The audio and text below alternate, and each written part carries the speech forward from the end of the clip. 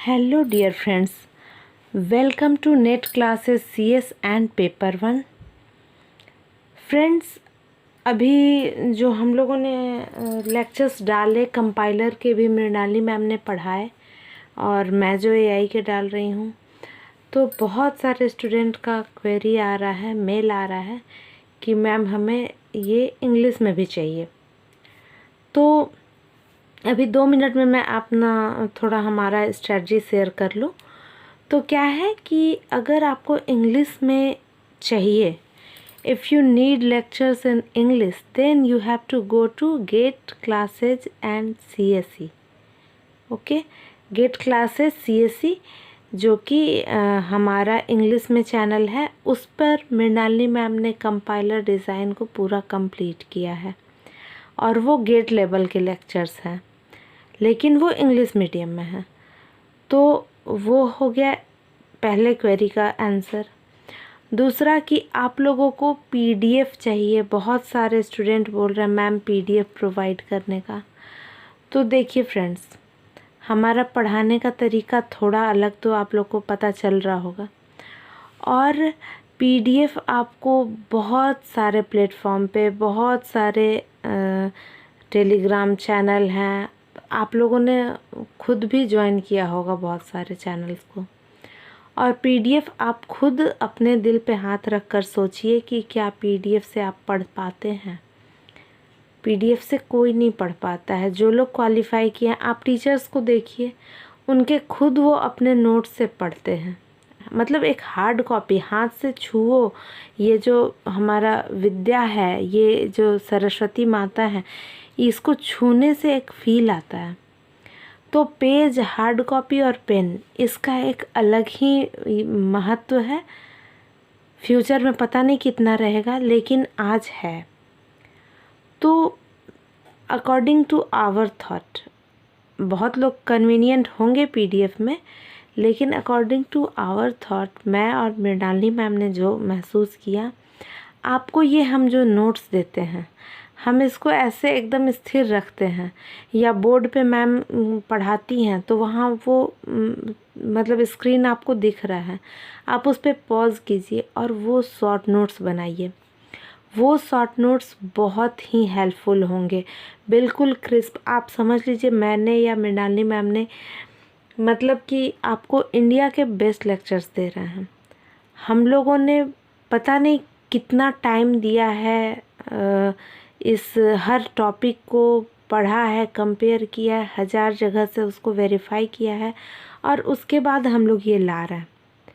तो ये बिल्कुल वेरीफाइड और टेस्टेड, और आप लोग खुद इसको ऑब्ज़र्व भी कर रहे होंगे। अगर आप लोग 10 टीचर से पढ़े हैं तो आप लोग इसको ऑब्ज़र्व भी कर रहे होंगे। और अगर पहली बार हमारे यहाँ पढ़ने आए हैं तो प्रॉमिस करती हूँ कि आँख मूंद कर आप हमारे बात को अगर मानते हैं तो डेफिनेटली आपको नॉलेज बहुत अच्छा होगा, और बाकी स्ट्रेटजी फॉलो कीजिएगा तो क्वालिफाई कीजिएगा।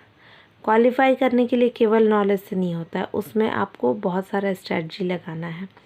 तो उसमें है प्रैक्टिस चाहिए, आपको रिवीजन चाहिए और पैटर्न समझना क्वेश्चन का। तो हम वो सब कुछ आपको दे रहे हैं। तो ये हमारी बात हुई।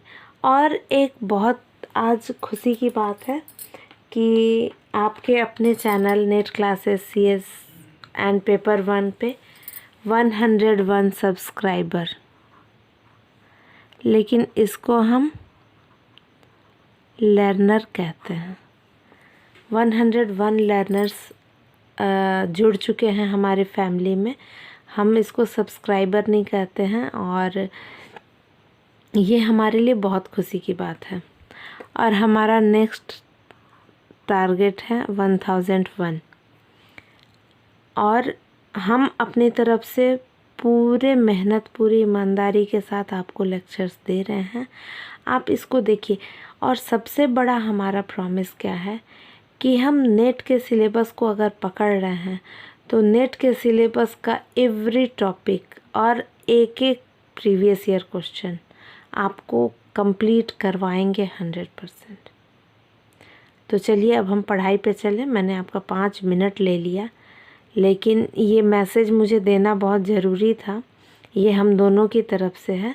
Gate classes CSE and net classes CS and paper 1 Mrinalini ma'am and Jyoti ma'am दोनों की तरफ से है। तो आप लोग बस विश्वास कीजिए और आपको पढ़ के पता चल रहा होगा। कंपाइलर डिज़ाइन का जो लेक्चर दिया है मृणालिनी मैम ने, वो लेक्चर आपको सुन के दिख रहा होगा कि मतलब कितना अच्छे से बॉटम अप पार्सर, जो सबको इतना हार्ड लगता है, बिल्कुल दूर भागते हैं, उसको उन्होंने कितने अच्छे से किया है। और एक बात कि आपको पेपर 1 के भी लेक्चर्स मिलेंगे। पेपर 1 के हम अभी आपको मतलब कॉन्सेप्ट समझाएंगे, लेकिन पेपर 2 का previous year question concept total आपको करवाएंगे। तो और पेपर 1 में क्या है, आप मॉक लगाइए, बहुत सारे प्लेटफॉर्म पे आपको मॉक मिलेगा। पिछले सारे साल का क्वेश्चन आप कहीं से डाउनलोड कीजिए और उससे आप सॉल्व करके देखिए आपसे कितना सॉल्व हो रहा है। और बाकी जो थ्योरेटिकल यूनिट है, teaching, research, communication, higher education, ICT और पीपल डेवलप एनवायरनमेंट, ये सारे जो टॉपिक्स हैं इसमें आपको कॉन्सेप्ट क्लियर होगा और कुछ स्टैटिक पार्ट भी हैं जिसके आपको मतलब पढ़ना पड़ेगा, उसको समझना जानना पड़ेगा, तो आप उसको अच्छे से कर पाएंगे। तो हमारा पहला फोकस है पेपर 1 में कॉन्सेप्ट, क्योंकि आप खुद देख रहे हैं कंप्यूटर साइंस का इतना बड़ा सिलेबस है और वो हमको, हमारा टारगेट है कि मार्च अप्रैल तक में हम मतलब 5 यूनिट मृणालिनी मैम और 5 यूनिट मैं कंप्यूटर साइंस का कर दूं और पेपर 1 के लिए भी। लेकिन इसमें बहुत टाइम लग रहा है और हमारा क्या है कि हम इसको करें तो परफेक्शन से करें। आप खुद भी अभी बहुत जगह से पढ़ रहे होंगे, लेकिन हमारा क्या है कि हम जो दे देंगे उस यूनिट के लिए हम आपको एश्योर कर देंगे कि आप इसके अलावे आपको कुछ पढ़ने की ज़रूरत नहीं है। लेकिन उसको मल्टीपल रिवीजन, वो आपके दिमाग में बैठ जाना चाहिए। एक बार लेक्चर सुन के ये मत सोचिएगा, ये मैं कभी नहीं प्रॉमिस करूँगी कि एक दिन आपने लेक्चर सुन लिया और आप के दिमाग में वो आ गया, आपका वो टॉपिक कंप्लीट हो गया। नहीं, ऐसा नहीं होता है। तो आपको उस टॉपिक को सुनना है, इससे शॉर्ट नोट्स बनाने हैं। और सबसे बड़ी बात, PDF पे मत जाइए। PDF आप इतना डाउनलोड कर करके बिल्कुल, आप PDF डाउनलोड करना है तो बुक की कीजिए, जो इसका स्टैंडर्ड बुक है उसकी PDF डाउनलोड कीजिए और उसके पेजेस को पलटिए। और अगर हार्ड कॉपी है बुक की, वो लीजिए। तो प्लीज़ फ्रेंड्स, मेरे इन बातों को ध्यान में रखिएगा और आगे कोई भी क्वेरी है तो आप मेल कर सकते हैं। और नेट क्लासेस CSN पे @gmail.com पे है, आप मेल कर सकते हैं, व्हाट्सएप कर सकते हैं। तो चलिए हम आगे पढ़ते हैं। नॉलेज रिप्रेजेंटेशन में मैंने प्रीवियस लेक्चर में आपको बताया था कि प्रोपोजिशनल लॉजिक में क्या क्या हम यूज़ करते हैं। लॉजिकल कॉन्स्टेंट्स यूज़ करते हैं, प्रोपोजिशनल सिंबल्स यूज़ करते हैं, parenthesis, connectives and conjunction, disjunction, implication, bi direction, negation, entailment, क्या क्या ये सारे टर्म होते हैं, ये मैंने आपको बताया था। तो आज मैं इसका नॉलेज रिप्रेजेंटेशन का कॉन्सेप्ट बिल्कुल कंप्लीट कर दे रही हूँ और इसी से आता है क्वेश्चन, यहीं से आता है। फिर मैं सारे क्वेश्चन भी आपको सॉल्व करा दूँगी। तो नॉलेज रिप्रेजेंटेशन का मतलब क्या है कि ईज़िली अंडरस्टैंडेबल। हम किसी चीज़ को रिप्रेजेंट करते हैं तो क्या ईज़िली समझने के लिए। मान लीजिए मैं अभी हिंदी में समझा रही हूँ आपको, आपने बुक भी पढ़ा होगा बहुत कुछ, लेकिन मैं ईज़िली अंडरस्टैंडेबल कुछ आपको बोलकर वर्बली उसको समझा रही हूँ। और डेटा रिलेवेंट इन्फॉर्मेशन, जैसे मैं यहाँ कोई इन्फॉर्मेशन आपको दे रही हूँ तो या तो वो नेट NTUGC नेट से रिलेटेड है या कंप्यूटर साइंस से रिलेटेड है या पेपर 1 से रिलेटेड है। तो यहाँ टारगेट पता है, ऑडियंस पता है कि कौन आ रहा है। यहाँ कोई 9th-10th का बच्चा नहीं पढ़ेगा क्योंकि उनके यूज़ का वो नहीं रहा। तो रिलेवेंट इन्फॉर्मेशन मतलब कि नॉलेज रिप्रेजेंटेशन ऐसा नहीं है कि ABCD है। नॉलेज रिप्रेजेंटेशन है कि वो easily understandable plus data relevant information, यानी कि जो इन्फॉर्मेशन होगा वो रिलेटेड होगा और कहीं से नहीं होगा। फिर है प्रोपोजिशनल लॉजिक में क्या होता है। प्रोपोजिशनल लॉजिक में है user defined semantics of each prepositional symbol. तो ये देखिए मैंने इसको सिमेंटिक्स को घेरा है। तो प्रोपोजिशनल लॉजिक में हम क्या करते हैं, user defined semantics of each prepositional symbol. तो ये सिमेंटिक्स का हम यूज़ करते हैं। सिमेंटिक्स अब क्या होता है, नए नए टर्म आपको मिल रहे हैं। इसको आप अगर 2-3 बार सुनते हैं लेक्चर्स को, और सुनने के साथ आप नोट्स भी बनाइए। ऐसा नहीं कि बस सुन लिए, और उसको लिखिए, और बुक की PDF डाउनलोड कर सकते हैं आप और उससे पढ़िए। तो और नहीं तो फिर हार्ड कॉपी जो बुक हो आपके पास, आपने बैचलर्स किए मास्टर्स किए तो आपके पास बुक ऑब्वियसली होने चाहिए, होंगे, बहुतों के पास होंगे। और मे भी कोई मतलब स्पेस चेंज होने की वजह से प्रॉब्लम होता है, लेकिन कोशिश वही कीजिए। और अगर बहुत ज़्यादा रिक्वेस्ट होगा PDF का तो हम फिर भी प्रिपेयर करेंगे, लेकिन वो आपके लिए उतना बेनिफिशियल नहीं होगा, क्योंकि अपने हाथ से अपने मेहनत का जब लिखिएगा ना तो उसका टेस्ट मिलता है। खाना अपने हाथ से बनाएंगे तो उसको आप कभी नहीं ख़राब, मतलब उसको बहुत अच्छे से खाएंगे, प्यार से।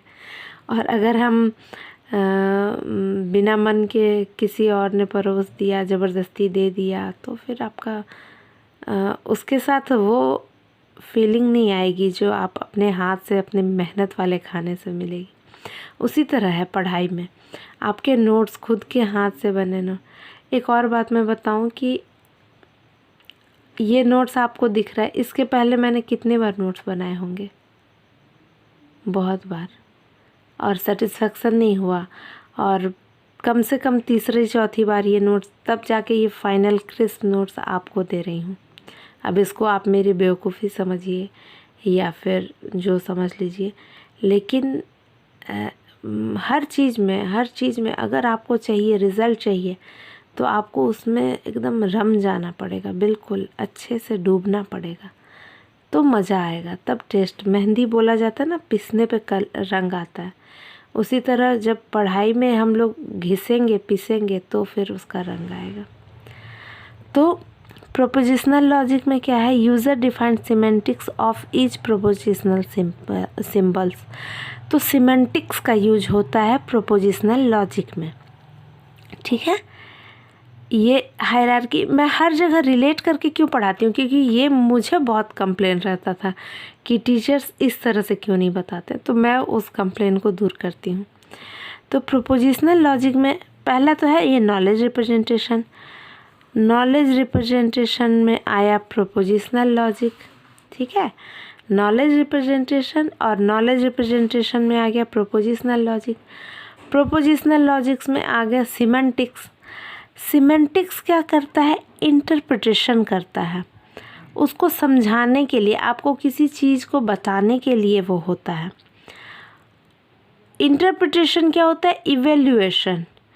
इवेल्युएशन, अगर हम इंटरप्रिटेशन है उसको हमको इवेल्युएट करना है तो फिर हम ट्रूथ वैल्यू का यूज़ करते हैं। ये इस प्रोपोजिशनल लॉजिक में ट्रूथ वैल्यू का यूज़ करते हैं। आगे आपको जब क्वेश्चन दिखाऊंगी तो आपको बहुत मज़ा आएगा ये चीज़ समझ के। तो इसका हायरार्की देखिए, नॉलेज रिप्रेजेंटेशन से आया, नॉलेज रिप्रेजेंटेशन से आया प्रोपोजिशनल लॉजिक, उससे सिमेंटिक्स, उससे इंटरप्रिटेशन, उससे इवेल्युएशन, उससे इवेल्युएट करना, यानी इवोल्यूशन मत समझिएगा, इवेल्युएशन यानी उसके वैल्यू को निकालना, उसको मतलब सॉल्व करना एक तरह से। तो उसको हम ट्रूथ वैल्यू का इस्तेमाल करते हैं। अब इसका एग्जाम्पल देख लीजिए, prepositional symbols. P, it is a painting. अगर हम जैसे ये सिंबल्स हम कहाँ से बनाएंगे, तो इट इज़ अ पेंटिंग, ये एक सेंटेंस है, इसको हम पी से डिनोट कर देते हैं। जैसे मतलब क्या होता है ना कि जैसे पेंटिंग में पी है तो वो इजीली कन्वीनियंट होता है, हम इसको XYZ कुछ भी लिख सकते हैं। तो इट इज़ ए पेंटिंग, तो ये पूरे सेंटेंस को इट इज़ तो एक कॉमन है, बाय डिफ़ॉल्ट होगा, तो पेंटिंग तो पी हो गया। इट इज़ नाइस, तो हम इसको एन कर लिए, इसको हम कुछ भी कोई भी लेटर लिख सकते हैं कैपिटल। तो अब मान लीजिए कि उसको हमको इंटरप्रेट करना है और एक टर्म एक फॉर्म में लाना है, वेल फॉर्म फार्मूला, एक वेल फॉर्म ये में लाना है, तो हम इसको कैसे लिख सकते हैं। मान लीजिए हमको किसी एक्सप्रेशन को बताना है, तो it is a painting, it is nice, तो it is a painting and it is nice, तो हमने क्या किया, कनेक्टिव का यूज़ किया। एंड कैसे होगा, ऐसे होगा। तो आपने देखा होगा कि मैंने बताया था उसमें कनेक्टिव्स का यूज होता है एंड और इम्प्लीकेशन etc। तो it is a painting and is very nice, तो हम इसको इट इज़ ए पेंटिंग के लिए पी ले लिए, एंड के लिए ये एंड सिंबल ले लिए, और इट इज़ वेरी नाइस के लिए एन ले लिए। यहाँ एन से ये सेंटेंस था, पी से ये सेंटेंस था, ठीक है। तो अब हम इसको सिंबॉलिक कैसे प्रेजेंट किए प्रोपोजिशनल लॉजिक को, तो हमने ये किया। उसके बाद है it is a painting and not nice. अब मान लीजिए हमें ये सेंटेंस डिनोट करना है, तो हम इसके लिए कैसे सिमेंटिक्स बनाएंगे, कैसे हम प्रोपोजिशनल फॉर्म में सिंबल के फॉर्म में लिखेंगे। तो इट इज़ ए पेंटिंग तो पी हो गया, एंड के लिए एंड आ गया, और नॉट के लिए ये साइन आया, नेगेशन। मैंने नेगेशन भी आपको प्रीवियस लेक्चर में बताया था, ठीक है। तो it is a painting and not nice, ऐसा क्वेश्चन बहुत आता है यूजीसी नेट में, ऐसे क्वेश्चन बहुत आते हैं, आपको बिल्कुल इजी लगने लगेगा। थोड़ा इसका प्रैक्टिस करना पड़ेगा, लेकिन बहुत मज़ा आएगा। फिर मान लीजिए अगला सेंटेंस है it is not a painting and not nice. तो it is not a painting, तो नॉट के लिए हम यहाँ लगा दिए नेगेशन, एंड के लिए तो एंड लगा ही दिए थे, और इस नॉट के लिए यहाँ लगा दिए। तो ये मैंने एक रिप्रेजेंट करने का तरीका बता दिया। बिल्कुल इसी तरह से बहुत सारा सेंटेंस आता है और आपको उसको सॉल्व करना रहता है, और कैसे क्वेश्चन आता है वो आगे आपको क्वेश्चन दिखा दूंगी। अब एक ये नोट देख लीजिए, a sentence results from a finite number of application of the rules।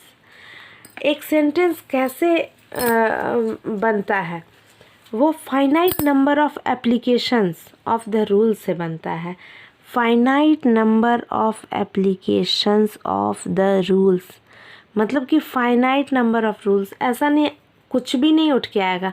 यहाँ पी और एन क्यों आ रहा है, क्योंकि पी यहाँ है, एन यहाँ है।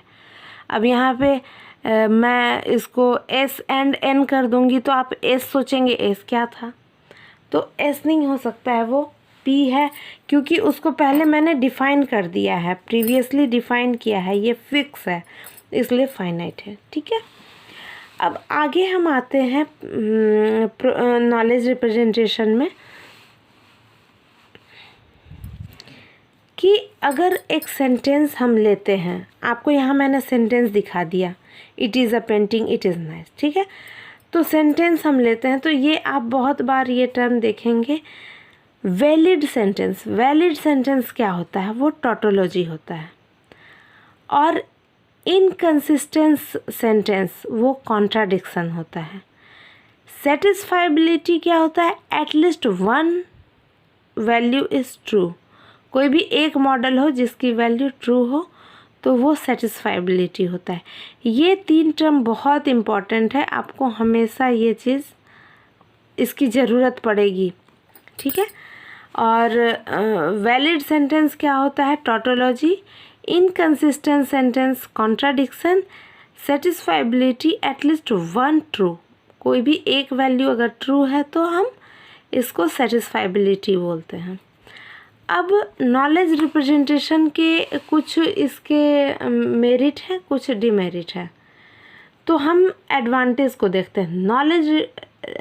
Knowledge representation language sufficient for some problems.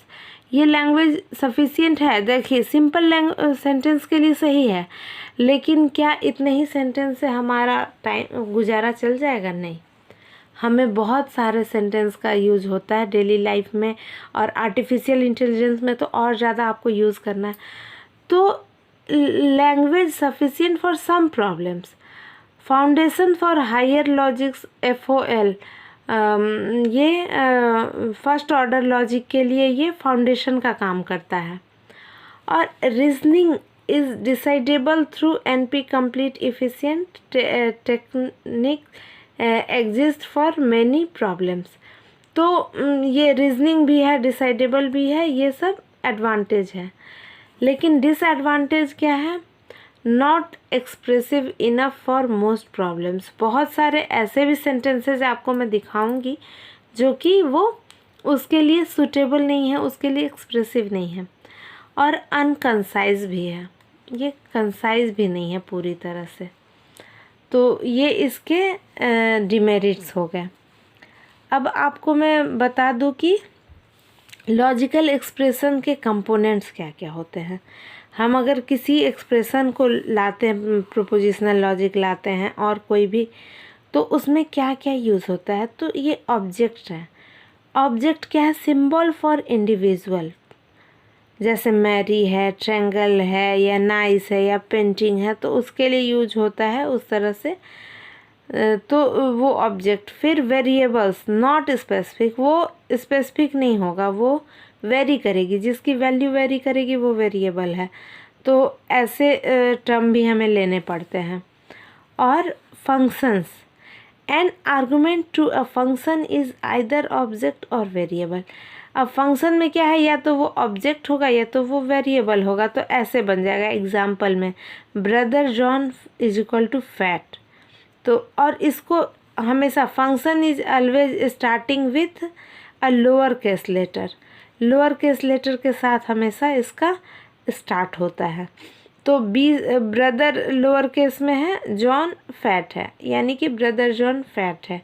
तो इसमें हमने ऑब्जेक्ट को भी यूज़ किया, जैसे जॉन है, फैट है और ब्रदर है, तो इसको मैंने इसमें वेरिएबल का भी यूज़ किया। तो इस तरह से करके फंक्शन का हम यूज़ करते हैं। अब आगे मैं आपको बता दूं कि हम प्रेडिकेट्स का यहाँ यूज़ करते हैं। क्वांटिफायर्स, क्वांटिफायर्स क्या होते हैं? क्वांटिफायर्स वो होते हैं, जैसे हम दो क्वांटिफायर्स का यूज़ करते हैं, for all and there exist. ये फॉर ऑल होता है उल्टा ए की तरह, और उल्टा ई की तरह देयर एग्जिस्ट होता है। फिर हम लिटरल्स का यूज़ करते हैं। फिर वेल फॉर्म फार्मूला है, लॉजिक्स है, सिमेंटिक है, रिजोल्यूशन है, कन्वर्जन है। इतने सारे चीज़ों का हम यूज़ करते हैं। तो ये सब कुछ आप यूज़ करना कैसे सीख पाएंगे? इन सब को यूज़ करना है तो आपको आना चाहिए rule of inferences. Rule of inferences के ही बेस पे आप इस नॉलेज रिप्रेजेंटेशन को बहुत अच्छे से बता पाएंगे, या फिर AI में इसका अच्छा खासा इस्तेमाल होता है। तो मैं आपको रूल ऑफ इन्फ्रेंसेस थोड़ा बता देती हूँ, कितने सारे रूल हम यूज़ करते हैं। तो यहाँ देखिए,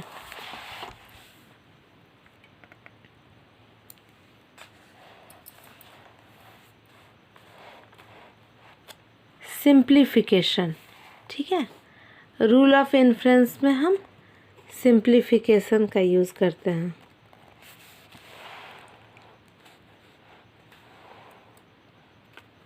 सिंप्लीफिकेशन में क्या है?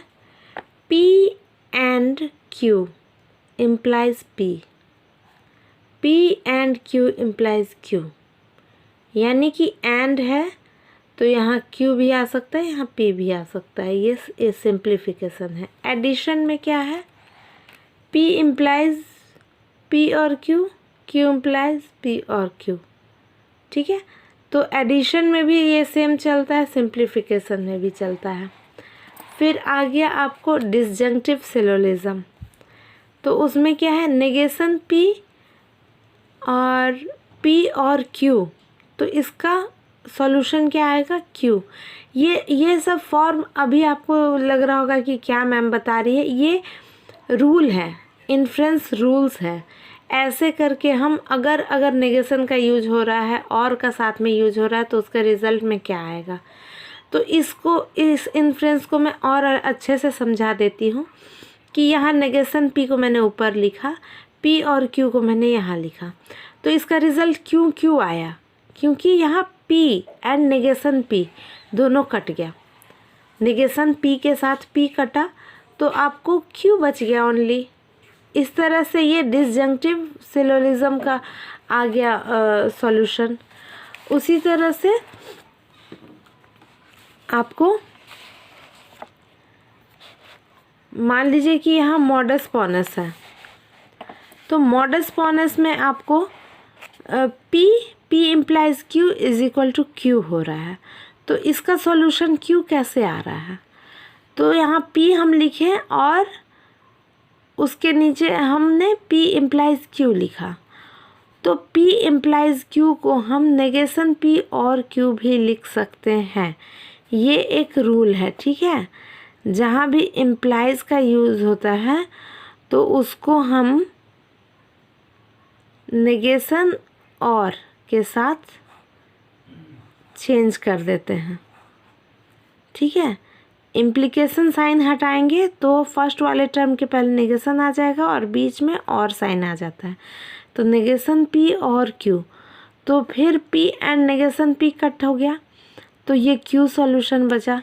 तो मॉडस पोनेंस इसका अक्सर आता है क्वेश्चन, और पोनेंस से क्या मतलब है, पॉजिटिव, आप इसको समझ सकती हैं, पॉजिटिव। तो ये पोनेंस यानी पॉजिटिव होता है, टॉलेंस में निगेटिव आता है। ये मैं अपने ये के लिए आपको बता रही हूँ, याद करने का तरीका। इसको ऐसा नहीं कि ये रूल है, ये जो मैंने पिंक से लिखा है ये रूल कोई नहीं है, लेकिन मैं याद करने समझने के लिए, याद रखने के लिए ये तरीका बता रही हूँ। तो ये मॉडस टॉलेंस हो गया, मॉडस पोनेंस हो गया। तो मॉडस टॉलेंस में क्या है कि negation Q, P implies Q, तो यहाँ पे पॉजिटिव एक वैल्यू लाया गया था, यहाँ नेगेटिव वैल्यू अगर लाते हैं तो क्या इसका सॉल्यूशन नेगेशन P कैसे आया। तो इसको मैं यहाँ एक्स्ट्रा में इसको सॉल्व एक्सपेंड करके बता रही हूँ।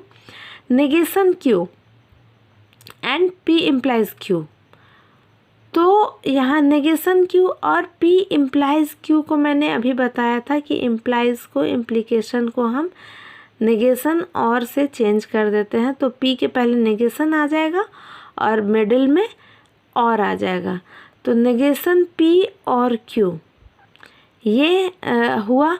तो नेगेशन Q और Q कट गया, तो फिर नेगेशन P सॉल्यूशन बच गया। तो ये मॉडस टॉलेंस है।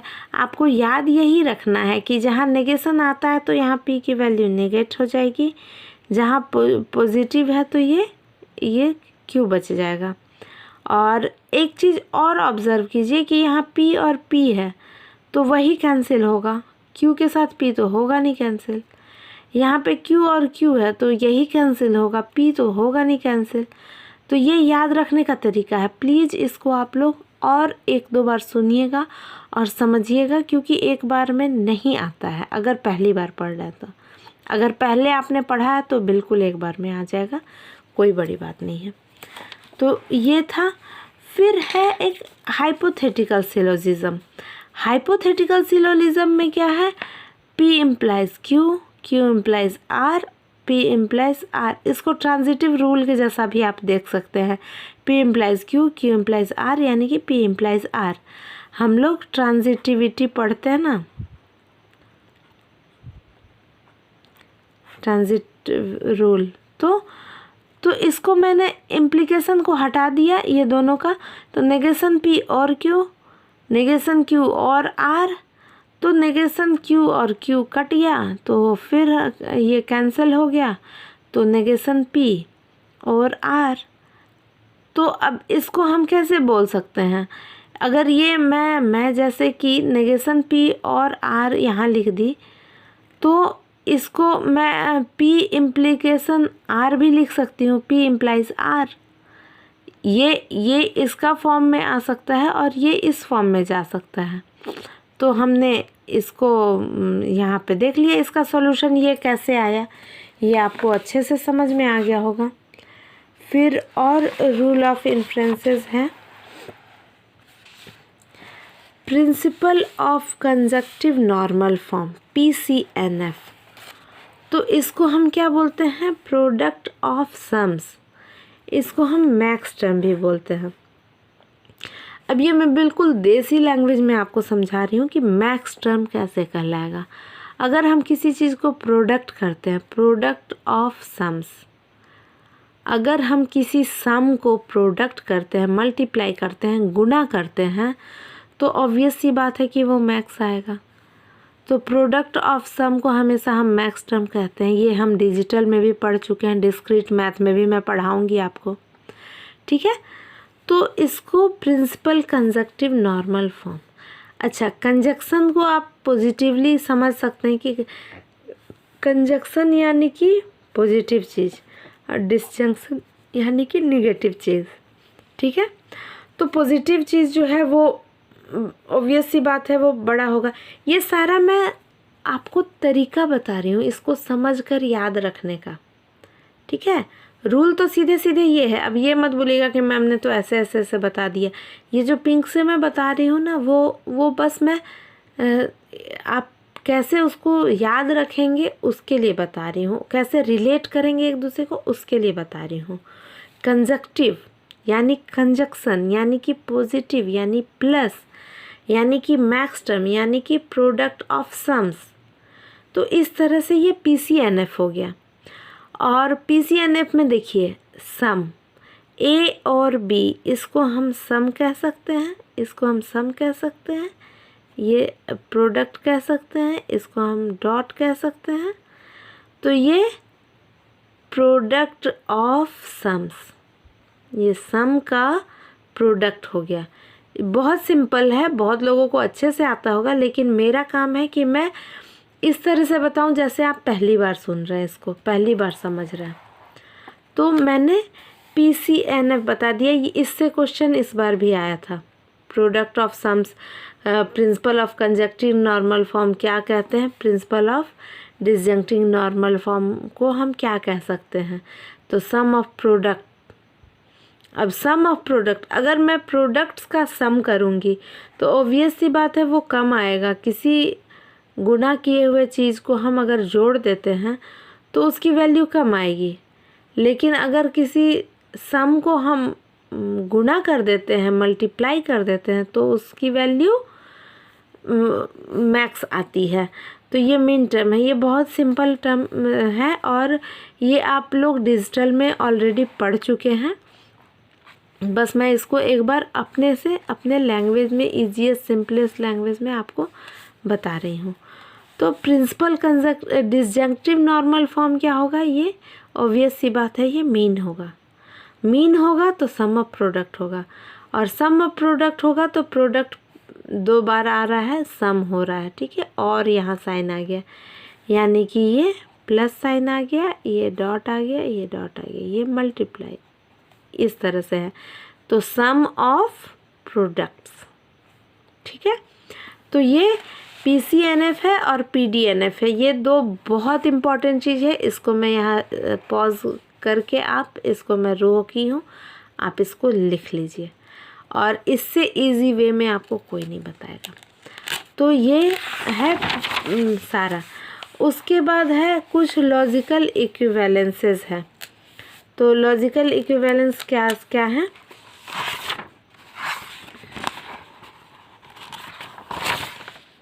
आपको मैं हाँ, मैंने हाइपोथेटिकल सिलोजिज्म बताया और फिर मुझे ये बताना था कंजक्टिव सिलोजिज्म। तो कंजक्टिव सिलोजिज्म में क्या है, P और Q, P और Q एंड P। तो यहाँ इसकी वैल्यू Q आ गई, तो ये P और Q एंड P, ठीक है, कंजक्टिव सिलोजिज्म। उसके बाद है डिलेमा, P और Q, P implies R, Q implies R, तो R है। तो इसको हम इसको हम कैसे लिखेंगे, तो P और Q लिख लिया मैंने। P इम्प्लाइज R को मैंने नेगेशन P और Q लिख दिया, और Q इम्प्लाइज R को मैंने नेगेशन Q और R लिख दिया। और आप इसको दो को लेके चल सकते हैं, पहले जैसे दो को, जैसे ये वाला इसमें Q है, इसमें Q है, तो ये दोनों का Q कैंसिल हो गया, तो P और R बचा। तो फिर P और नेगेशन P ये कैंसिल हो गया, तो R और R बचा, तो उसको हम R कह सकते हैं। तो ये डायलेमा हुआ। उस तरह से फिर है कंस्ट्रक्टिव डायलेमा। कंस्ट्रक्टिव डायलेमा में क्या है, P और Q, P implies R, Q implies S, R और S। तो फिर मैंने इसको लिखा P और Q लिखा, P इम्प्लाइज R को नेगेशन P और R लिखा, Q इम्प्लाइज S को नेगेशन Q और S लिखा, और इसको R और S। तो ये क्या है, ये दोनों को आप अगर लेते हैं तो P और नेगेशन P ये कैंसिल हो जाता है। फिर बचा Q और R बचा, तो Q और नेगेशन Q कैंसिल हो गया, तो R और S बचा, तो ये इसका सॉल्यूशन आ गया। फिर है डिस्ट्रक्टिव डायलेमा। इसमें क्या है कि नेगेशन R और negation S, P implies R, Q implies S, तो नेगेशन P और नेगेशन Q होगा। आप एक चीज़ फिर यहाँ देखिए, कंस्ट्रक्टिव और डिस्ट्रक्टिव आ गया, तो कंस्ट्रक्टिव में और है, डिस्ट्रक्टिव में नेगेशन है। और फिर इसको आप यहाँ पे देखिए, मैंने सॉल्व करके फिर बहुत सिंपलेस्ट वे में, इससे ज़्यादा सिंपल वे होता ही नहीं है, जो मोस्ट सिंपलेस्ट वे है वो मैंने आपको बता दिया। तो देखिए, नेगेशन R और negation S, P implies R, तो नेगेशन P और R, Q इम्प्लाइज S, तो नेगेशन Q और S। तो हम किसी भी दो ये को ले लेंगे, और इसके बाद फिर इसको सॉल्व करेंगे। नेगेशन R और R कैंसिल हो गया, तो नेगेशन P और नेगेशन S बचा, तो नेगेशन S और नेगेशन S इसके साथ कैंसिल हो गया, तो नेगेशन P और नेगेशन Q बच गया। ठीक है, तो ये बहुत अच्छे से। उसके बाद एक बहुत इम्पॉर्टेंट टर्म आता है स्कोलेमाइजेशन। इसमें क्या होता है, हम क्वांटिफायर्स, मैंने अभी बताया था आपको, क्वांटिफायर्स दो तरह के होते हैं, फॉर ऑल और देयर एग्जिस्ट। इसको हम फॉर ऑल या फॉर एवरी बोलते हैं। ये ऐसा साइन है उल्टे ए की तरह, ठीक है। इसको हम लोग यूनिवर्सल क्वांटिफायर्स बोलते हैं। और ये देयर एग्जिस्ट जो है, देयर एग्जिस्ट, इसको हम एग्जिस्टेंशियल क्वांटिफायर बोलते हैं। तो ये मैंने ये ग्रीन वाला जो मैंने लिखा है, इसलिए लिखा है कि जब हम कोई क्वेश्चन सॉल्व करते हैं, अगर जैसे ऐसे फॉर्म में आता है जहाँ देयर एग्जिस्ट या उसका, तो वेल फॉर्म फार्मूला में जो आता है, तो जब हम इसको हटाते हैं तो ये आ जाता है साइन, ठीक है। अगर हम जहाँ हम फॉर ऑल का यूज़ करेंगे उसमें ये साइन यूज होगा, इम्प्लीकेशन साइन। और जहाँ देयर एग्जिस्ट का यूज़ होता है वहाँ एंड का यूज होता है, उसमें कनेक्टिव्स एंड यूज होता है। फॉर ऑल के साथ इम्प्लीकेशन का यूज होता है, और देयर एग्जिस्ट के साथ एंड का यूज हो सकता है, होता है, मतलब डेफिनेटली होता है, ठीक है। तो ये इसके कनेक्टिव्स हैं, ये बहुत इम्पॉर्टेंट है, इसलिए मैं इसको बार बार इस पे एम्फेसिस दे रही हूँ। तो negation there exist X P X, इसको अगर हम इस देयर एग्जिस्ट को हटाते हैं और ये नेगेशन है, तो for all negation P x बन जाता है। और negation for all x P x है, तो यहाँ पे ये देयर एग्जिस्ट आ जाता है। अगर हम फॉर ऑल को हटाते हैं तो यहाँ देयर एग्जिस्ट आ जाता है, और ये नेगेट हो जाता है, तो यहाँ नेगेशन आ जाता है, इसका नेगेशन हट जाता है। और इसको करते हैं तो फिर ये नेगेशन, मतलब देखिए ये नेगेशन जो है, अगर यहाँ देयर एग्जिस्ट में नेगेशन है तो यहाँ फॉर ऑल में वो नहीं रहेगा, अगले टर्म के साथ लग जाएगा। और यहाँ देयर फॉर ऑल में है तो वो आगे जाएगा, तो उसके अगले टर्म के साथ लग जाएगा, देयर एग्जिस्ट से हट जाएगा। तो ये मुझे बताना था और मैंने आपको ये बता दिया, PCNF भी बता दिया, PDNF भी बता दिया, बहुत इम्पॉर्टेंट। अब उसके बाद कुछ आते हैं लॉजिकल इक्विवेलेंसेस। लॉजिकल इक्विवेलेंस में ये एक फिगर है, इसका मैं यहाँ पे आपको समझा देती हूँ कि 8 इक्विवेलेंसेस आते हैं इसमें। तो for all PX and QX, तो इसको हम इक्विवेलेंस का ये साइन है। तो for all PX and for all QX, मतलब कि ये डिस्ट्रीब्यूटिव जैसा हो गया कि फॉर ऑल PX के साथ भी लग गया, QX के भी साथ लग गया, इसको हम सिंप्लीफाई कर दिए।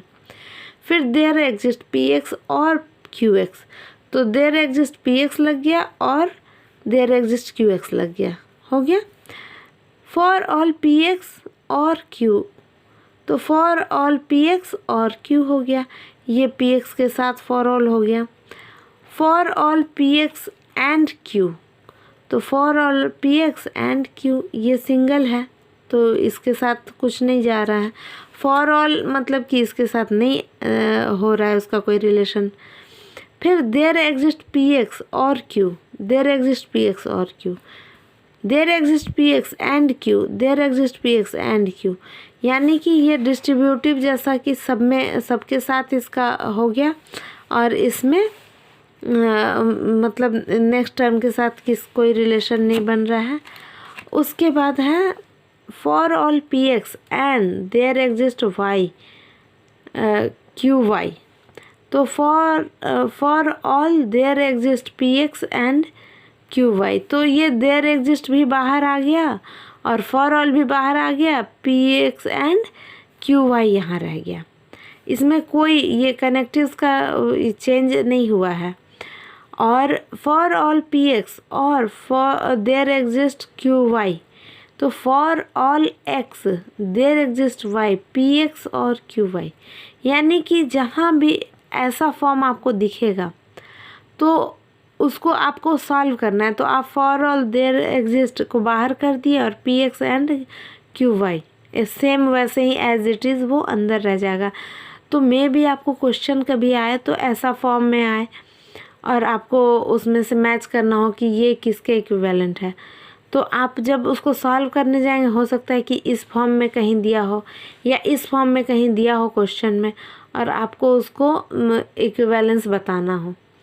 तो इसीलिए ये बस समझने की बात है, बिल्कुल देखिए सिंपल था ये, इसके साथ सब में जाके डिस्ट्रीब्यूट हो गया, ये केवल फर्स्ट टर्म के साथ गया। ये चारों केस में सेम चीज़ है, एंड और देयर एग्जिस्ट फॉर ऑल। और यहाँ पे भी है कि for all there exist and के साथ आएगा तो भी ये बाहर आ जाएगा और ये PX and QY as it is अंदर रह जाएगा। फॉर ऑल PX और देयर एग्जिस्ट Y ये QY, तो फॉर ऑल और देयर एग्जिस्ट बाहर आ गया और ये PX और QY अंदर चला गया।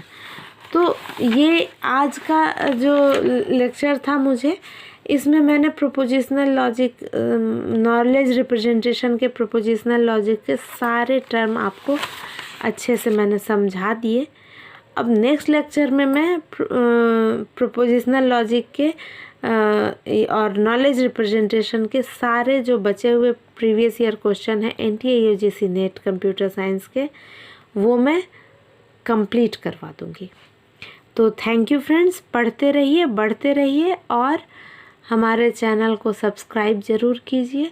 अगर आपको कोई भी इंफॉर्मेटिव लेक्चर लगे तो उसको लाइक ज़रूर कीजिए, शेयर ज़रूर कीजिए और कोई भी आपका सजेशन हो, कोई डाउट हो, कुछ और इम्प्रूवमेंट चाहिए तो आप कमेंट भी कर सकते हैं बेझिझक, ठीक है।